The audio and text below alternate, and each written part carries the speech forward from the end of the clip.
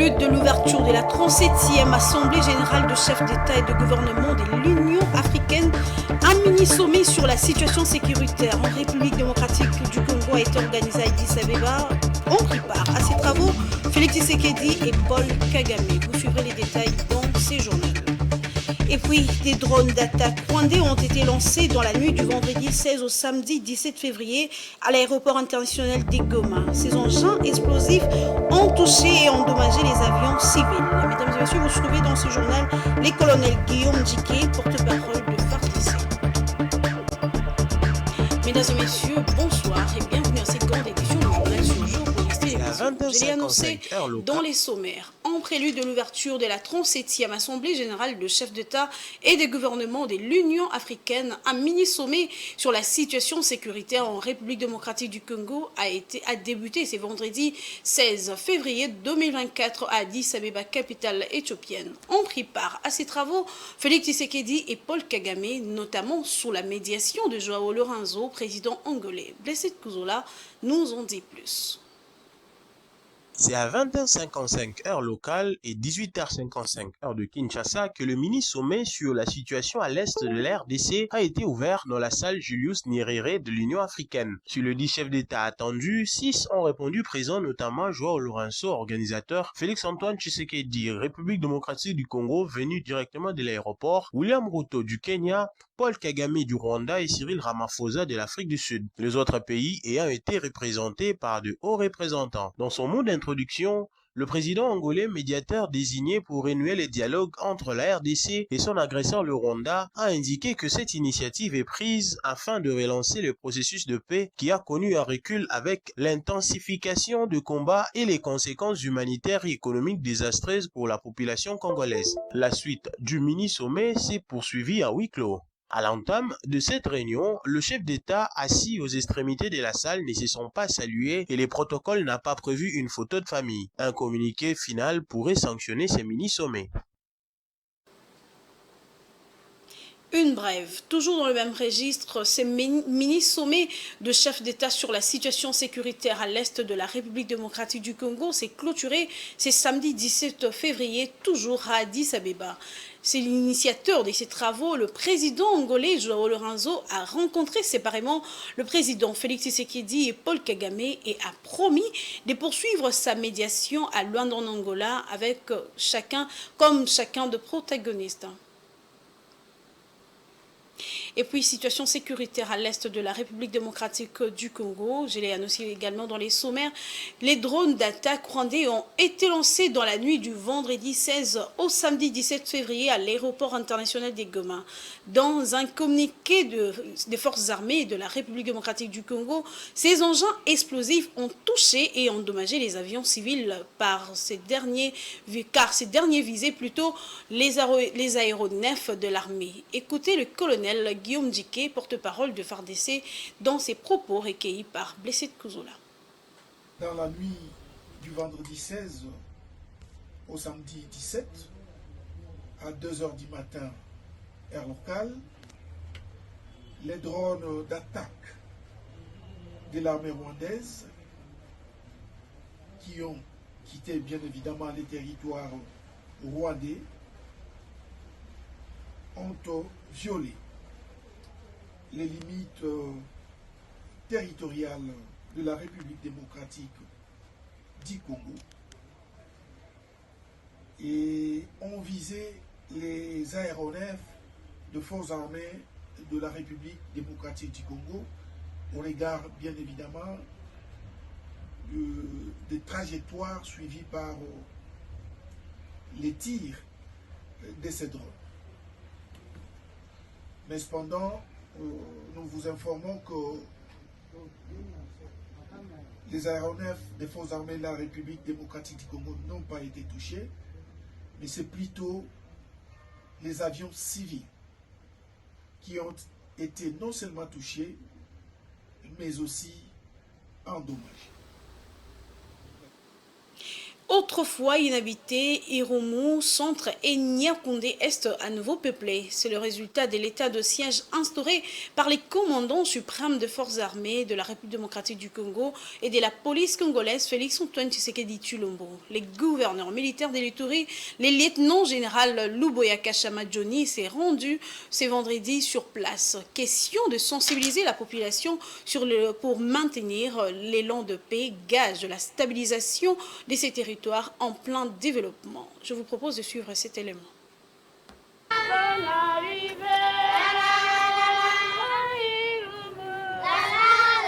Toujours proche de sa population, le gouverneur militaire de l'Ituri était ce vendredi 16 février 2024 à la rencontre de ses administrés du chef-lieu du territoire du Irumu et de Niakoundé dans une mission d'itinérance administrative et sécuritaire. Après un accueil unique à son genre, signe de son acceptation par la notabilité locale, le lieutenant général Luboya Kashama Johnny a prêché la paix, la réconciliation, le pardon sincère et véritable entre les communautés et le développement lors de son meeting populaire. Personne ne pouvait parier, même pour un sou, qu'aujourd'hui on allait en arriver là où nous sommes. Je me rappelle encore mon premier voyage quand je suis arrivé ici. Il n'y avait pas âme qui vive. Mais avec cette population, avec cette jeunesse et son chef, nous avons évidemment commencé par cette approche militaire. Mais après, ces jeunes nous ont dit qu'ils sont capables de changer. Et voilà, aujourd'hui, ils nous ont montré, ils nous ont prouvé qu'ils ont changé et qu'ils peuvent faire quelque chose. Cette visite de l'autorité provinciale était réconfortante, témoignent certains habitants du Irumu. Je me suis ravi de joie de le voir et c'est ma première fois de voir le gouverneur entouré avec beaucoup de personnes comme ça. Je suis ravi de joie. Premièrement, je remercie la volonté du gouverneur militaire de la province de l'Ituri d'avoir songé à piétiner les sols du territoire du Irumu étant que chef-lieu de ce territoire. En tout cas, pour nous, ça démontre que le gouverneur a toujours pensé à nous, la population du territoire du Irumu. Rappelons que c'est la troisième fois que le gouverneur Luboya Kashama Johnny visite la région d'Irumu, Niakoundé et Marabou depuis sa prise de commandement à la tête de l'administration militaire en Ituri.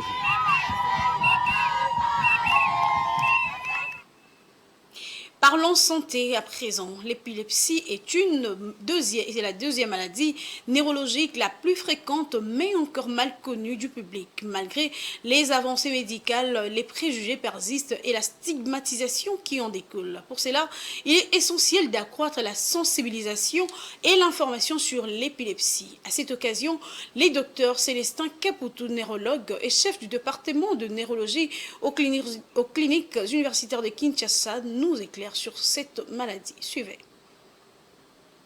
L'épilepsie, c'est une maladie neurologique, chronique, c'est-à-dire c'est une maladie qui atteint le système nerveux. Cette maladie due au fait qu'il y a une partie du cerveau, c'est-à-dire la partie du corps qui se trouve à l'intérieur de notre crâne, une partie de ce cerveau dysfonctionne, c'est-à-dire ne travaille pas comme il se doit et ça donne symptômes, les signes que tout le monde peut voir. C'est-à-dire que le malade peut perdre connaissance, le malade peut bouger en désordre. Pendant qu'il perd connaissance, il peut se mordre la langue, il peut baver, il peut perdre les urines, et ainsi de suite. L'épilepsie, c'est une maladie assez complexe. On peut trouver des causes ou on ne peut pas la trouver. Lorsqu'on trouve la cause, l'épilepsie est appelée symptomatique ou structurelle. Et lorsqu'on ne retrouve pas, on dit que l'épilepsie est présumée génétique. Parce qu'avec la science, on peut trouver des causes de ce qu'on ne sait pas retrouver aujourd'hui. Est-ce que l'épilepsie est contagieuse? La réponse est non, absolument non. Donc, les légendes urbaines qui veulent que la salive d'un épileptique fait attraper à la personne qui entre en contact devient épileptique, c'est une légende. La légende qui veut que lorsqu'il y a une flatulence et que si un épileptique a une flatulence et que quelqu'un qui est à côté sent ça, il va devenir épileptique, c'est faux, ce n'est pas du tout vrai. Donc, tout ce qui se raconte autour de l'épileptique contagieuse, voilà, il ne faut pas les toucher, il ne faut pas toucher sa salive, il faut pas, quand il fait un P, il faut être loin. Tout ce qui se raconte autour de l'épilepsie puisse être battu en brèche. C'est faux. Alors, comment vivre avec l'épilepsie? Un épileptique Écoutez, il y a un neurologue français qui a dit qu'il n'y a pas une autre maladie que l'épilepsie dans laquelle les préjugés sont plus graves que la maladie elle-même. C'est-à-dire que les préjugés sont tellement graves qu'on imagine que l'épileptique n'a pas droit à la vie, mais en fait, l'épileptique peut faire tout, vivre, être professeur d'université, être joueur de football. Si le milieu dans lequel il vit, il n'y a pas assez de stigmatisation, le malade n'est pas sédimenté dans des couches socio-professionnelles basses et vivre comme tout le monde. En sport, la République démocratique du Congo va prendre part à la prochaine édition de Jeux africains qui auront lieu à Accra, capitale ghanéenne, du 8 au 23 mars de l'année en cours. Alors que les préparatifs se déroulent de la meilleure de manière avec les athlètes, quelques binationaux viendront également renforcer l'effectif afin de pouvoir mieux performer et arracher le médaille. Suivez.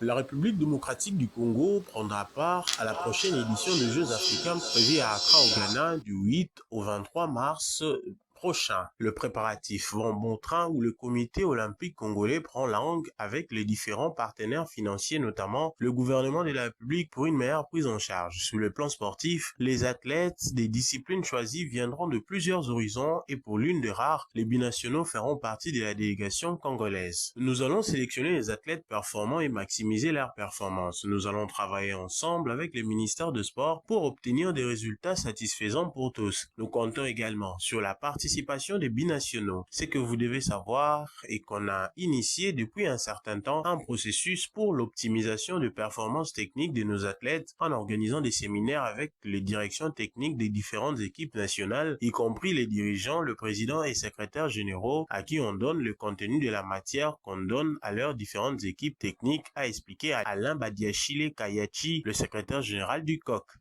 En attendant, les athlètes poursuivent leur préparation pour tenter de faire mieux que la précédente édition en ramenant plus de médailles d'or.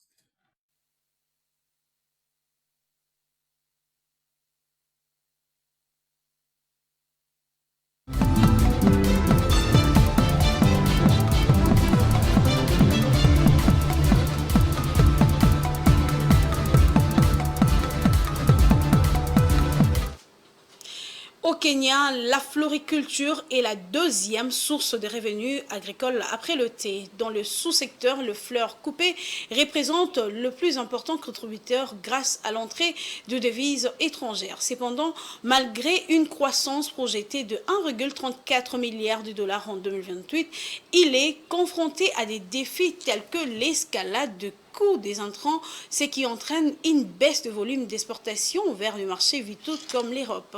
Pour contrer ces obstacles, les entreprises florales kenyanes explorent de nouveaux marchés. Suivez. La taille du marché de la floriculture au Kenya devrait passer de 1,04 milliard de dollars en 2023 à 1,34 milliard de dollars d'ici 2028, selon le Kenya Flower Council. Seulement, le contexte de récession économique mondiale pourrait remettre en question ces prévisions. En effet, depuis la pandémie de Covid-19, ce pays d'Afrique de l'Est a vu ses exportations vers l'Europe chuter de 6,9% en raison de l'augmentation du prix des intrants, mais également des restrictions imposées par les pays importateurs. Une situation pour laquelle les producteurs appellent à plus d'investissements. Que manque-t-il ? Il y a deux domaines qui manquent. Premièrement, nous avons besoin du gouvernement pour injecter des ressources et deuxièmement, nous avons besoin du gouvernement pour créer une atmosphère propice à l'investissement. Les fleurs kenyanes sont exportées dans plus de 60 pays dont les principaux acheteurs sont les Pays-Bas, suivis du Royaume-Uni, de l'Allemagne et de la Norvège. La demande concerne surtout les roses dont les exportations totales se sont élevées à 550 millions de dollars en 2021, les œillets, les lys et l'arabicum. Aujourd'hui, les autorités souhaitent diversifier leur carnet d'offres en privilégiant des fleurs qui supportent mieux la chaîne de froid comme la gypsophile et la statice. Le but étant de séduire des pays comme l'Arabie Saoudite ou le Canada. Nous explorons des voies au Moyen-Orient, qui est l'un de nos consommateurs des fleurs les plus intéressants, ce qui nous a amené à modifier notre stratégie, même en tant qu'entreprise. L'industrie de la floriculture kenyane reste confrontée à de nombreux défis, parmi lesquels les coûts de production élevés, le conditionnement des fleurs lors du transport, les parasites, mais davantage les sécheresses et les inondations dues aux conditions météorologiques irrégulières. Cependant, le gouvernement kényan se dit prêt à tout mettre en œuvre pour consolider sa place de premier producteur mondial de roses.